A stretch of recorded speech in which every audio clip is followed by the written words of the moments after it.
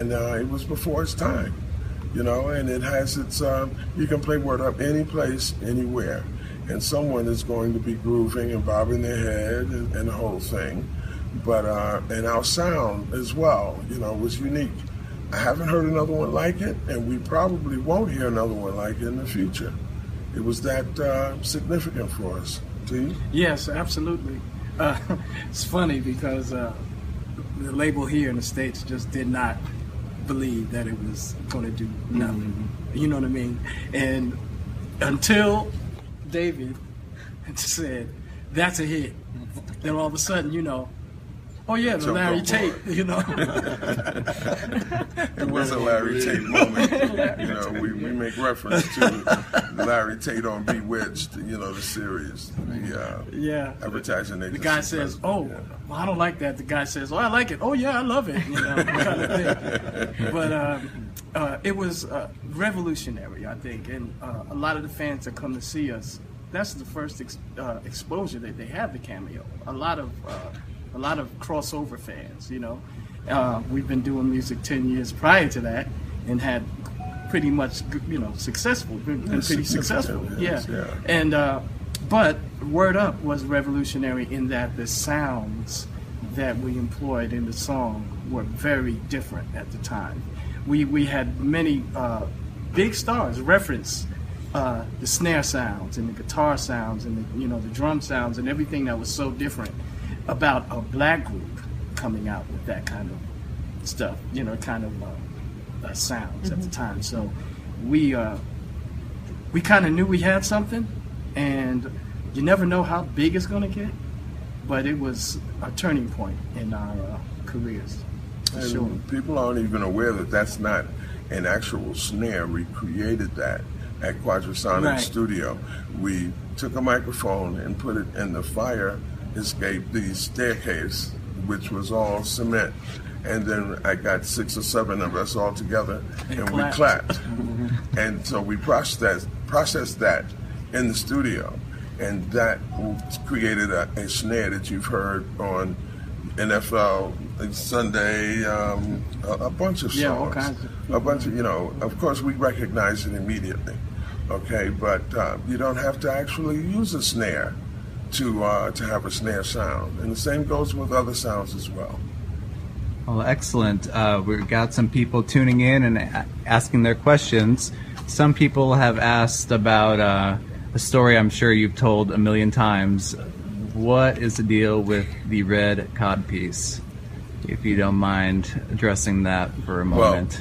Well, when we started, okay, I was playing drums behind a lot of singing groups, and they would use Bernard Johnson, who was the premier costume designer for singing groups. It was like if you got to the point where you could hire Bernard Johnson, then you knew you made it, and that was always a goal for us. And so Bernard created these outfits for us, and all of them had codpieces. Rhinestone, other material, but we all had one. And so on Word Up, Toyce Anderson was the, and I'm standing on line behind the dancers and everybody else to get my costume. And there was this big box, and I opened the box and closed it fast and went on to the dressing room, and I said, guys, look at what Toyce wants me to wear. And I think the comments were, man, balls out, man, go for it, I mean, seriously. I mean, so what was I supposed to do? I'm directing the video. What was I supposed to say? No, I'm not going to wear this. So I wore it, and the rest is history. In the UK, it was a smash also, made Page Six. And the, what magazine is that? The Sun or the Daily Mail or something like that? Yes, I forget the name of it. But Page Six was the gossip scuttlebutt page about celebrity happenings. And we all happened to be at a Chinese restaurant called Golden Earth. And that night, Prince Andrew was there. And I think he had a couple of bottles of sake too many. But he came over to us and said, man, I love you guys stuff, man. Where's your red cup? And everybody always asks about that thing, no matter you know, and man, it's been alive now for how many years? 30 years today. 30 years, Yeah, actually. yeah. That's correct. Can't kill it. No. And I would love not to wear it, but you know, it creates, you know, people want to know where it is. You know, they enjoy it. But you guys have a lot of fashion that you've done through the years, Oh, and all of your yes. different Oh, videos, yes. and all the different, you know, even here in your Las Vegas residency, you're, you know, you guys are showing the fashion up on the stage. Like, I don't think people realize that, you know, you guys are still making fashion statements every single night. Indeed, we used Jean-Paul Yeah, I was just thinking Gaultier about that. before Madonna. Actually, that's how she found out about him. And then we had the pleasure of meeting him in London at the, it's we were Paris. playing, no, it was London, oh. at the Wembley Arena. And he said, Larry, I'll create something special for you. And we were playing Paris the next week, and he invited us over to To a showroom. his spring or summer fashion Yeah. show, and we were playing at the Zenith, which was right next door. And Jean-Paul took us to the to his boutique. What is it called? And then his workroom. Yeah, and he gave us a bunch of stuff. Gave us a bunch and gave us 50% off of everything in the stores, you know. And he's been a close associate and friend ever since. Wow. Cameo fan Kay wants to know, what is the key to longevity? You guys seem to be so young and sprightly on stage, so there must be some kind of secret that you're withholding from everyone. It's the music. It's the music. It's Wow. the music. You know, it has to be. You know, there's a magic that happens between the audience and the group. And I really have, that's my theory, that it has more to do with the exchange of energy and the music you're playing, the response from the audience. And I think it has a magic effect on you, you know, it keeps you youthful. I think there's a shared aesthetic too that really makes itself evident when we get on stage and we all come together. That it's almost that the Cameo sound is a philosophy that's a part of our life and a part of our entire musical experience. And so, you know, embracing that, I think, helps keep the group fresh, vibrant, and alive all the time, because we're making it up as we go along. It's our thing. You know, Right. we're not doing anyone else's thing. Excellent. True. That's true. That's right.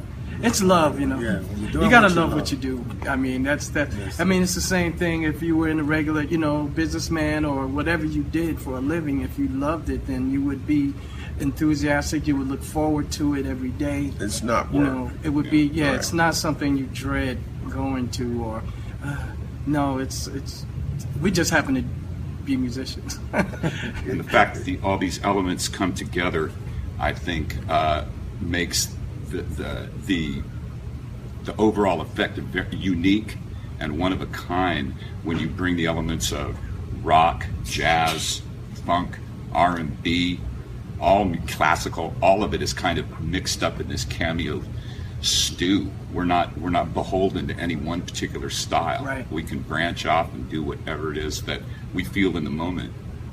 You're only as old as your soul and your spirit. You feel what you do, you love what you do, to keep you young.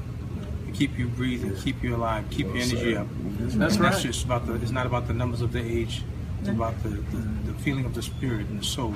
You think young, you continue to think young, you love and you live and thrive in what you do.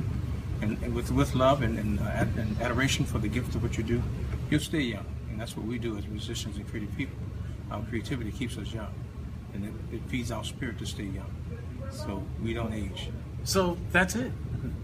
Good night. That's the secret to longevity. Longevity. Wow. We answered it right here on stage. That's wonderful. Well, I definitely know Word Up has been a young style song for a long, long time, and a lot of other bands, and you know, multiple different, you know, Including versions every of it out wedding there. band in America. Yeah, I mean, it makes you want to move. It makes you want to dance. It makes you want to have a good time. Like, you know, you guys saying how much the music means to you and it keeps you young. The music that you produce and the music that you create every night is still relevant.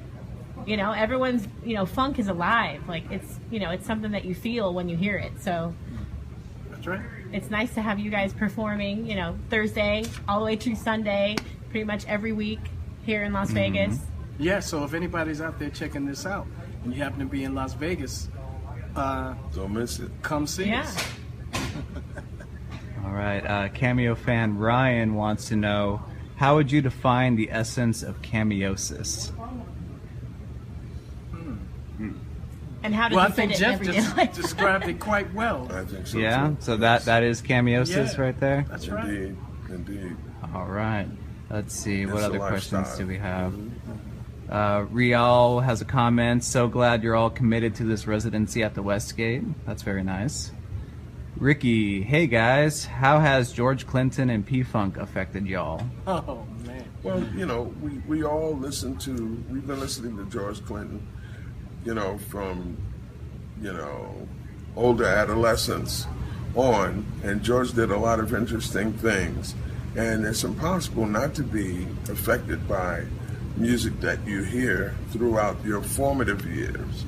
So how much, we've never sat down to try to copy, but I'm sure, you know, a lot of the grooves that George did and a lot of the arrangements certainly have, you know, made an impression upon us to the point of, you know, you're going to hear that funk in there. And funk is not necessarily fast music. It's not slow music. Funk is just like, you know, reggae. Reggae is funky. I've heard some slow songs in mid-tempo that I would consider to be funky, okay? And we call reggae the rhythm of life because it's continuous and it's exactly on time. Each time you know where it's coming. So, you know, from a musician's perspective, you know, that's what funk is about. You know, in a way, it's kind of like asking, well, how do you think that the Grateful Dead influenced Aerosmith? You know, I mean, it's kind of the same kind of question. Well, you know, I'm sure we all listened to the music, we heard it as we went along, but it just was a part of the overall, everything coming in, you know. To add further what Larry was speaking of, my philosophy is always that funk is never in a hurry. Funk is not in a hurry. Neither is funk. Neither is takes- he. Neither is he. That's why we're so late in doing this broadcast. Funk is never in a hurry. Funk takes its time. Am I right? That's right. Yeah, that's It's right. his own time and his own groove. That's the first time And I've he ever lives heard it. it Yeah, that's that a good way. point. And I like really, that. that's nail on the head kind of philosophy there. Just to go back a little bit about George, that was our first tour. Exactly. In 1978, I think. We had Yes. first came out, and that was our first tour. And George, of course, was huge. You know, the flashlight and Yes, the the mothership and the whole tour, big yes. stadium kind of thing. It was amazing for 20-something-year-old dudes to go and be on this world tour for a year. In the belly of the beast, so to speak. You know, it was amazing. 20 minutes. Yeah, 20 minutes on stage. And we did so well during that time. The Bar-Kays were going on before George. We opened up for 20 minutes. As the tour went along, we wound up switching with the Bar-Kays. And we went on before George, and the Bar-Kays wound up over there. And it was, you know, our thing was unique. Not that we copied anything, but we were definitely our stage thing was always balls out.